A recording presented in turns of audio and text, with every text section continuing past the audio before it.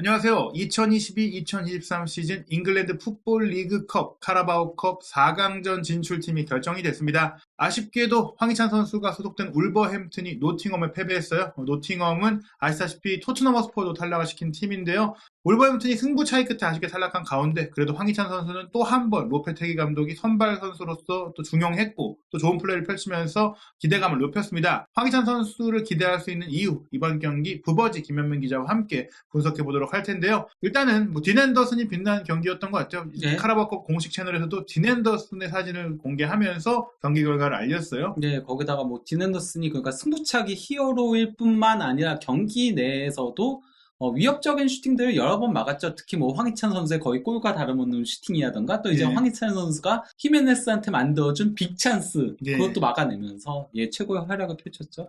양팀 모두 이제 8강 단계, 4강까지 가면 우승까지 기대할 수 있다 보니까 주중에 치러졌던 리그 일정도 중요하지만 주중에 치러졌던 이번 경기도 주전 선수들을 상당수 투입을 했습니다. 선발 명단 살펴보면 일단은 노팅엄도 주전 선수가 상당수 나왔어요. 예, 딘 앤더슨 골키퍼부터 시작해가지고 수비 쪽에도 워럴이라던가 윌리볼리라던가 헤난 로즈라던가 이런 선수들 다 나오기도 했고요. 또 이제 중원에도 프로일러하고 망갈라 같은 선수들 나왔고 또 이제 어떤 의미에서 노팅엄한테 있어서 가장 중요한 선수가 깁스 화이트거든요. 그렇죠. 왜냐면 이 선수가 없었을 때 노팅엄이 흔들리다가 다시 이 선수가 부상 복귀하면서 최근 상승세 타면서 노팅엄이 14위까지 올라오게 된 거였기 때문에 그런데 이제 깁스 화이트도 당연히 선발 출전을 했죠. 예. 울버햄튼 같은 경우는 노팅엄보다는 조금 더 로테이션을 돌리긴 했어요. 왜냐면 울버햄튼이 조금 더 리그가 급하거든요. 그렇죠. 강등권이 있기 때문에. 예, 아직도 강등권이니까요. 그렇기 때문에 네베스도 일단 벤치에서 대기하고 있었고요. 그리고 이제 야심차게 영입한 쿠냐도 아직은 벤치에서 대기를 한 상태였고요. 네. 또 이제 콜린스도 이 경기에 나오지 않았었죠. 하지만 최근에 중용하고 있는 황희찬 선수라든지 마테우스 누네스, 주앙 무티뉴, 아이트누리, 토티 고메스 이런 선수들은 또 꽤나 로페테기 감독이 중요한 선수들이기도 하고 또 주전 골키퍼인 주제사가 나왔기 때문에 또 이겨야겠다는 다음 라운드에 가겠다는 의지를 분명히 보여줬던 그 라인업이 아닌가 싶어요. 그래도 어쨌건 간에 부에노도 로페테기 감독이 굉장히 중용을 했잖아요. 근데 이 경기에는 안 나오고 포덴세도 안 나오고 이런 것들 고려하면은 약간 좀 울버햄튼은 1.5군? 그리고 노팅엄은 사실상 1군 이렇게 나온 거라고 할 수 있겠죠. 그리고 저희가 이제 궁금한 건 역시 황희찬 선수의 위치인데요. 공격 지역의 모든 자리를 소화할 수 있고 또 게다가 최근에는 울버햄튼이 조금 투톱으로 뛰는 경향을 보이고 황희찬 선수를 좀 올려 쓰는 경향도 있었고 또 측면으로 빼는 경향도 있었고 여러 가지로 로페테기 감독이 실험해보고 있는데 이번 경기 움직임도 좀 다채로웠어요. 이번 경기에서는 로페테기 감독이 그동안 쓰지 않았던 3-4-3 포메이션을 들고 나왔었습니다. 이게 그러니까 아무래도 리버풀하고 이제 후반전에 3-4-3호 막판에 바꿨을 때 흐름을 잘 갖고 왔었잖아요. 그래서 이제 3-4-3을 쓴 것도 있는데다가 어쨌건 간에 어느 정도 1.5군을 돌렸다 보니까 그래서 두 가지를 고려해서 3-4-3으로 나온 것 같긴 했었는데요. 킥오프를 할 때는 황희찬 선수가 오른쪽에 있었어요. 근데 실제로는 왼쪽에서 전반전 내내 플레이를 했습니다. 실제로 이제 게디스와 황희찬 선수가 이제 라울 히메네스를 축으로 좌우 측면에 배치가 됐는데 황희찬 선수가 오히려 왼쪽으로 와서 돌파하거나 안으로 치고 들어오고 또 게디스도 오른쪽에서 가운데로 치고 들어오면서 솔로 플레이를 했거든요. 사실 게디스가 이전에 발렌시아 시절을 보면 왼쪽에서 주로 뛰면서 가운데로 들어가는 경향들이 있었는데 그런 플레이들이 영국에 와서는 좀 적성하지 않는 과정이 있다 보니까 다양한 위치를 써본 것 같거든요. 특히 이제 황희찬 선수 같은 경우에는 전후반의 위치가 다르기도 했어요. 그러니까 전반전에 이제 히트맵을 보셔도 왼쪽에서 거의 왼쪽을 밟고 다니고 있었잖아요. 처음에만 한 오른쪽에 2번 정도 있는 거고 그리고 이제 이 경기에서는 세메도가 상당히 공격적인 오버래핑을 많이 해준 경기였거든요. 그러다 보니까 기본적으로 오른쪽 측면 공격 비율이 전체적으로 높긴 했는데 전반전은 그래도 어느 정도 균형을 이루고 있었습니다. 황희찬 선수도 왼쪽에서 좋은 움직임을 보였기 때문인데 후반전에 황희찬 선수가 이제 오른쪽으로 이동하고 선수 교체들이 벌어진 가운데 황희찬 선수 쪽으로 좀 무게중심이 쏠리더라. 후반전에는 이제 쿠냐를 넣고 하면서 4-3-3을 처음에 전환하고 그 다음에 4-2-3-1로 전환했는데 그 과정에서 황희찬 선수가 오른쪽으로 아예 위치를 변경했고 그리고 쿠냐도 오른쪽으로 많이 빠지면서 둘이 그쪽에서 많이 이제 호흡을 맞추는 장면들이 있으면서 오른쪽 측면 공격 비율이 51.8%. 아예 그러니까 상대 왼쪽을 그냥 집요할 정도로 파헤쳐서 결국 그 과정에서 골이 나왔었던 거거든요. 그렇죠. 결국에 황희찬 선수가 로페테기 감독의 공격 전술과 또 공격 비중에서도 높은 지분을 차지한다라고 볼 수 있겠는데요. 황희찬 선수의 개인적인 기록을 살펴보면 사실 기록상으로 공격 시도의 성공률이 높았던 건 아니기 때문에 기록 기반 평점은 좋지 않지만 경기를 눈으로 직접 보신 분들이라면 황희찬 선수가 공격적에서 충분히 좋은 역할을 했다고 볼 수 있고요. 또 지금 세부 기록을 보더라도 공격수로서는 꽤 높은 88%의 패스 성공률에다가 기회 창출도 1회가 있었고 슈팅 한 차례 시도했던 것도 사실 유효 슈팅으로 연결되면서 사실 핸더슨의 선방이 아니었다면 또 골이 될 수 있는 장면. 미스라기보다 선방이었다. 빅찬스 막혔다. 그렇죠. 빅찬스 프리벤티드 미스는 아니죠. 그리고 이제 다만 드리블 돌파 시도 3번이 한 번도 성공하지 못했지만 위협을 충분히 상대 수비에게 줬기 때문에 상대 수비를 흔든 면이 있었고 경합도 승률은 29%였지만 14번이나 부딪힐 정도로 굉장히 경기의 관여도가 높았다. 다만 그 황희찬 선수가 평소에 비해서 경합 승률이 떨어진 거는 요새 어쨌건 계속 선발로 나오면서 그렇죠. 좀 지쳤죠. 약간 좀 그런 게 영향을 끼치지 않았나 싶긴 했습니다. 일단 선제골은 노팅엄이 좀 넣었어요. 전반 18분이었는데 코너킥 상황에서 이제 공이 튀어 올랐을 때 이제 수비수가 공을 걷어냈어야 되는데 걷어내려는 시도가 제대로 좀 맞지 않고 삑사리가 난 상태에서 윌리볼리가 밀어넣습니다. 그냥 골대 맞고 이렇게 약간 조금 불운했던 실점이었죠. 그리고 한 경기 시작하고 20분경까지는 말 그대로 노팅엄이 일방적으로 밀어붙였어요. 그렇죠. 이게 그러니까 그 황희찬하고 게데스의 위치를 바꾸게 된 원인으로도 어느 정도 작용을 했다라고 보거든요. 공격이 풀리지 않았죠. 그리고 이제 이 장면에서 사실 윌리볼리 선수 하면 또 울버햄튼에서 뛰었던 선수다 보니까 이번 경기 골을 넣었지만 좀 이제 세레머니를 하지 않고 동료들과 축하만 하는 그런 모습들이 있었습니다. 하지만 저희가 이제 뒤에 얘기 드리겠지만 모건 깁스와이트 울버햄튼의 유스 출신 선수는 좀 다른 모습 보였는데요. 이 실점을 한 이후에는 이제 울버햄튼이 좀 깨어났어요. 말씀하신 대로 게데스와 황희찬 선수의 위치가 바뀌면서 황희찬 선수 쪽을 중심으로 좋은 기회들이 나왔거든요. 전반 35분에 이 장면은 라울 히메네스가 역습으로 올라갈 때 황희찬 선수가 왼쪽으로 파고들고 게데스가 오른쪽으로 올라갈 때 상대 수비를 벌리는 효과가 났고 여기서 황희찬 선수에게 패스가 왔을 때 황희찬 선수가 다시 2대1 패스로 히메네스에게 밀어줬는데 거의 골키퍼가 1대1 기회였고 게다가 뒷공간으로 내줬기 때문에 이거는 전 골이라고 봤거든요. 근데 슈팅이 약간 좀 정면으로 치우쳐지면서 물론 핸더슨 골키퍼의 선방도 굉장했지만은 슈팅도 아쉬웠다 이거.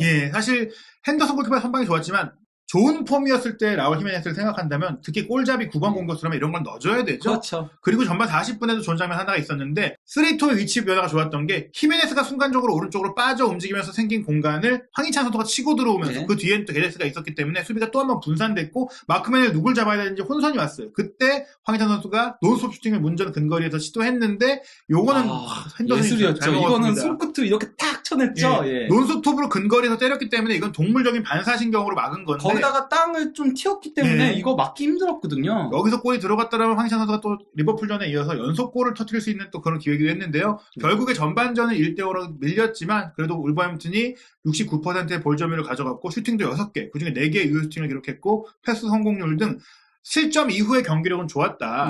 그리고 후반전에 또 로페테기 감독이 선수 교체와 더불어서 이제 포메이션까지 바꾸고 경기를 장악하기 시작합니다. 그 후반 시작과 동시에 이제 게데스를 빼고 네베스를 넣으면서 조금 더 이제 중원을 장악하려고 했어요. 그러면서 이제 아이투누리가 조금 윙으로 올라갔고 이제 황희찬 선수가 오른쪽으로 이동을 했는데요. 그럼에도 불구하고 사실 초반에 위기가 있긴 했어요. 네베스가 이제 몸이 덜 풀렸는지 백패스 미스를 하면서 깁스 화이트에게 위기를 내줬고 여기서 사실 실점할 수 있었는데 이건 완전 실점 장면이었는데 주제사가 선방을 했고 그러다 보니까 로페테기 감독이 빠르게 한 번 더 교체를 통해서 경기력에 변화를 주는데요. 아이투누리가 일단 후반전에 시작과 함께 윙으로 올라갔을 때 별로 영향을 못 보였고 무티뉴 같은 경우는 좀 나이가 있어서 지치다 보니까 아이투누리와 무티뉴를 빼고 쿠냐와 포덴스를 투입했는데 사실 이 교체는 조금 더 공격적인 교체다. 아이투누리는 풀백이지만 좀 전진 배치시킨 거고 무티뉴는 중앙 미드필드에 가까운데 포덴스는 사실상 2선 공격수고 쿠냐는 스트라이커니까 이 선수들이 들어오면서 경기 전술이 완전히 바뀌게 됩니다. 그러면서 이제 그 4-2-3-1로 완전히 전환을 하게 된 거였거든요. 그냥 히메네스 톱에 쿠냐가 이제 중앙 공미에 위치를 했고 포덴세와 황희찬 선수가 좌우에 위치했는데 쿠냐가 이제 오른쪽으로 많이 빠지면서 조금 황희찬 선수랑 호흡을 맞추는 장면들이 많이 나왔던 거였죠. 사실 이 플레이가 리버풀과의 FA컵 경기 때도 쿠냐, 황희찬이 근거리에 붙어서 투톱처럼 움직이니까 굉장히 활발한 유기적인 플레이가 나왔거든요. 그런 것들을 기대한 것 같은데 후반전에 이런 교체들을 통해서 울버햄튼이 조금 더 공격적으로 좋은 플레이가 나왔어요. 그러니까 뭐 전반전에는 점유율 자체는 많긴 했었는데 왼쪽이 이제 전반전인 거거든요. 근데 이제 구역별 점유율 보면은 상대 공격 진영에서의 점유율이 24%였잖아요. 반면 수비 진영에서 25.2%. 이거는 그냥 비등비등한 경기였다라고 할 수 있는데 후반전 들어서는 점유율 자체는 60.9%로 다소 떨어지긴 했지만은 공격 진영에서의 점유율이 무려 31.1%까지 올라간 거죠. 이렇게 울버햄튼이 공세를 펼치다 보니까 공격하는 상황이 많아졌고 노팅엄 수비수들이 흔들리기 시작했고 그런 과정 속에 또 황희찬 선수와 충돌 상황도 있었던 이 윌리 볼리 선수. 윌리 볼리가 골을 잘 넣기도 했지만 수비적으로도 좋은 플레이를 해주고 있었는데 결국엔 이 장면 이후 부상 때문에 맥케나와 교체하게 됐고 볼리가 빠지자마자 사실 노팅엄의 수비 밀도가 좀 떨어지는 과정 속에 바로 울버햄튼의 동점골이 나왔어요. 그리고 이 장면이 너무나 좋은 연계골이었다고 생각을 합니다. 울버햄튼이 이전에서 많이 보여주지 못했던 수비 라인부터 공격 라인, 미드필드를 거쳐서 패스 플레이가 나왔는데요.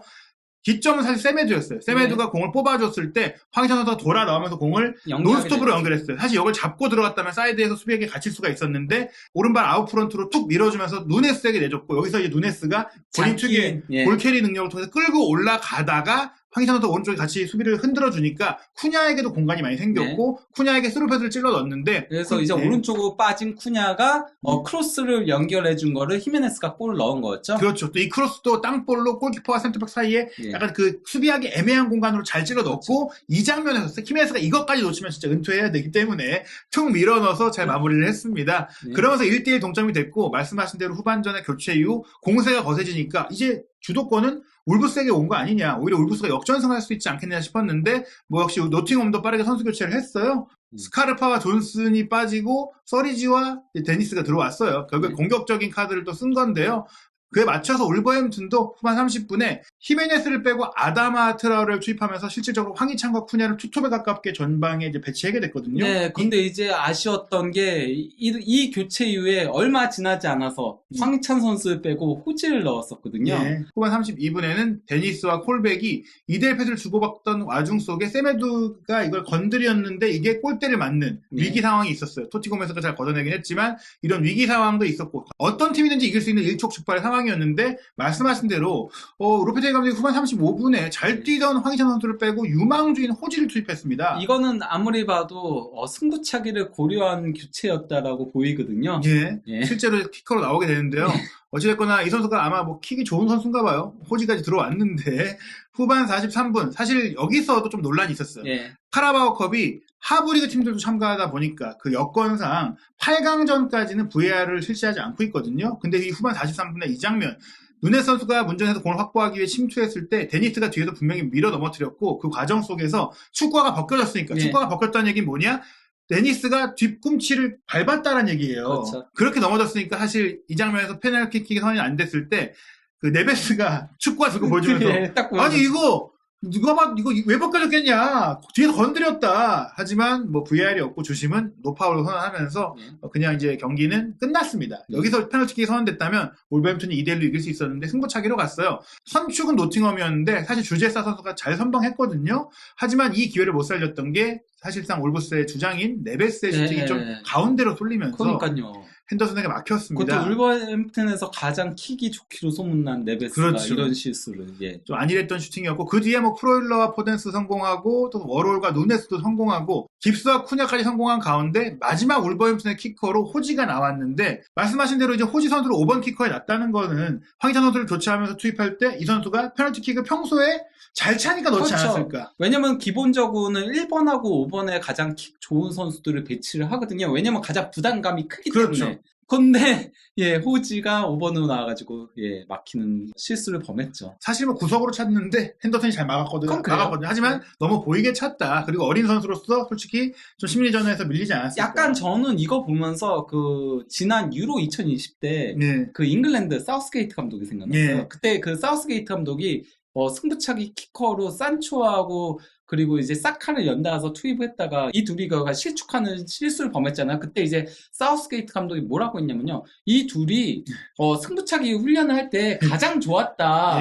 그래서 넣었다라고 얘기했는데 이게 승부차기 훈련과 실전은 다르거든요. 훈련때 그 압박감이 없으니까. 어린 선수들은 특히나 그런 경험이 없기 때문에 부담감을 안을 수밖에 없을 텐데. 저는 개인적으로 로페테기 감독이 그것도 신경 썼을 것 같아요. 이미 그 이전에 본인이 부임하기 전에 카라바오컵에서 FA컵에서 황희찬 선수가 페널티킥을 놓친 이후 급격한 슬럼프를 겪었기 때문에 이번에도 사실 좀 살아나고 있는 황희찬을 굳이 승부차기 키로 내렸다가 또 그런 상황이 되면 오히려 안 좋으니까 호지한테 맡긴 것 같은데 결과적으로는 이제 안 좋은 선택이 됐다. 그리고 여기서 또 하나의 큰 화제가 이 경기에 벌어지는데요. 모건 깁스화이트가 이제 키커로서 성공을 시킨 다음에 아마도 이제 이 선수가 울버햄튼 출신이다 보니까 울버햄튼 팬들이 야유를 한 것 같아요. 그래서 이제 성공시키고 귀를 막으면서 울버햄튼 관중석을 보면서 눈 감고 귀를 막았어요. 약간 그 팬들을 도발하는 느낌이었는데 여기서 그치지 않고 승부차기 승리가 확정됐을 때 슬라이딩 하면서 또 한 번 막더라고요. 이건 조금 도발에 가깝다.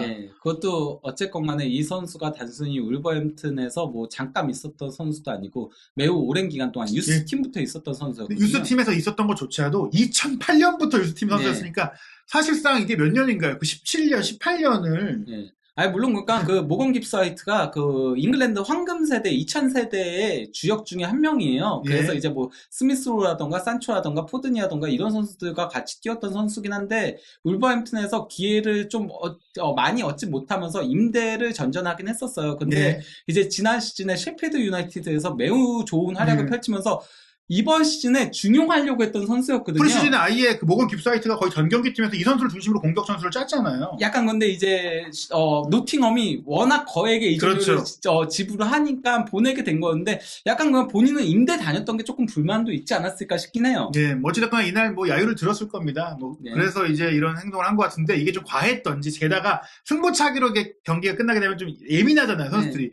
이 행동에 대해서 누군가 뭔가 이제 따졌겠죠. 그러면서 울버햄튼 선수들하고 노팅엄 선수들이 이제 모건 깁스화이트를 중심으로 싸움이 붙었어요. 근데 이게 좀 흥미로운 게 사실 이제 시즌이 시작하고 나서 이적을 했잖아요. 그러니까 지금 이 울버햄튼 선수들과 다 대부분 프리시즌에 같이 몸도 이제 부대끼면서 생활했던 사이인데 아다마 같은 경우에 거의 지금 죽일 듯이 지금 달려붙는 모습 보니까 뭔가 이제 울버햄튼 선수들도 너 깁스화이트도 너 그러는 거 아니야? 약간 이런 느낌이 아니었을까. 2008년부터 뛰었던 유스가 이제 어떻게 보면 노팅엄과 울브스의 새로운 라이벌 관계를 만드는 상황이 된 것 같은데요. 어쨌든 이 로페테기 감독은 황희찬 쿠냐 선수를 좀 이제 잘 활용하려는 경쟁자가 아니라 파트너로 생각하고 있다는 게 느껴져요. 뭐 일단 쿠냐 선수 같은 경우는 오자마자 바로 임팩트를 보여주고 있는데요. 리버풀전에 저게 그 도움이 기록되진 않았었지만은 사실상 황희찬 선수의 골을 어시스트한 거였죠. 그러니까 2대1 패스를 주고받았어요. 2대1 패스를 그 과정도 굉장히 아름다웠었고 거기다 이제 쿠냐의 패스를 받아서 황희찬 선수가 슬라이딩 슈팅한 게 코나테 맞고 다시 황희찬 선수 맞고 들어갔었거든요. 그렇죠. 그리고 또 이제 이번 리그컵 경기에서는 히메네스의 골을 어시스트하면서 그러면서 이제 2경기 연속 골에 관여하는 그런 모습을 보여줬는데요. 뭐 이 경기에서 31분 후 짧은 시간을 뛰었지만은 그래도 뭐 슈팅 1회도 가져갔고 그리고 또 이제 무엇보다도 빅찬스 메이킹을 한 게 중요했죠. 말씀하신 대로 이제 황희찬 선수와의 호흡을 통해서 리버풀전에 도움을 한 모습이 실질적인 도움에 가까웠던 플레이가 그래픽으로 볼 수 있고요. 노팅엄과의 경기 같은 경우도 말씀드린 그 황희찬 선수의 연결 패스 과정도 굉장히 좋았지만 그를 통한 마무리 크로스, 쿠냐까지도 활약이 좋았다. 그럼 뉴네스도 굉장히 요새 좋은 모습을 보여주고 있잖아요. 그러면서 이제 뭐 리버풀 이적설 뭐 이런 얘기들도 있는데 뉴네스하고 쿠냐하고 황희찬 이렇게 세 명을 잘 살리는 방법이 좀 뭐랄까 이 세 명을 살릴 때 약간 울버햄튼이 예전에 투박한 플레이보다는 조금 더 섬세한 플레이들이 나오는 것 같아요. 실제로 저는 개인적으로 오늘 나왔던 말씀드린 그 동점골이 지금 연계 과정도 사실 저희가 세메도부터 말씀드렸지만 왼쪽 측면에서 중앙을 거쳐서 오른쪽으로 이동하는 이 빌드업 과정. 그러니까 이게 굉장히 로페테기 감독스러운 골을 만들어냈다는 점에서 울버햄튼이 좀 눈이 즐거운 축구를 할 수 있다는 가능성. 그 안에서 황희찬 선수가 전술적인 역할을 잘하고 있다는 게 굉장히 고무적인데요. 어쨌든 이제 울버햄튼이 카라바오컵은 탈락을 했지만 정말 중요한 건 프리미어리그죠.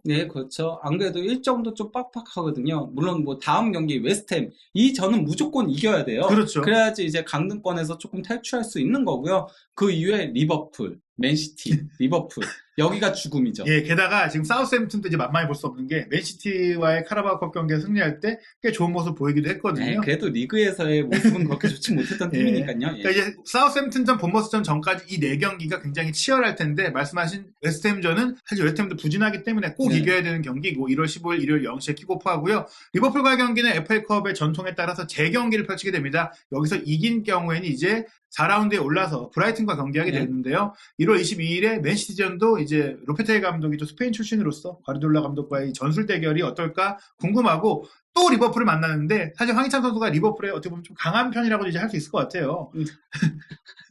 그거는 조금 너무 두 골을 넣었으니까. 그래서 이제 많은 팬들이 또 기대할 수 있는 또 사실 클롭 감독이 예전에 또 황희찬 선수가 골 넣었을 때 머신이다 그 얘기하면서 또 리버풀 이적설도 있었거든요.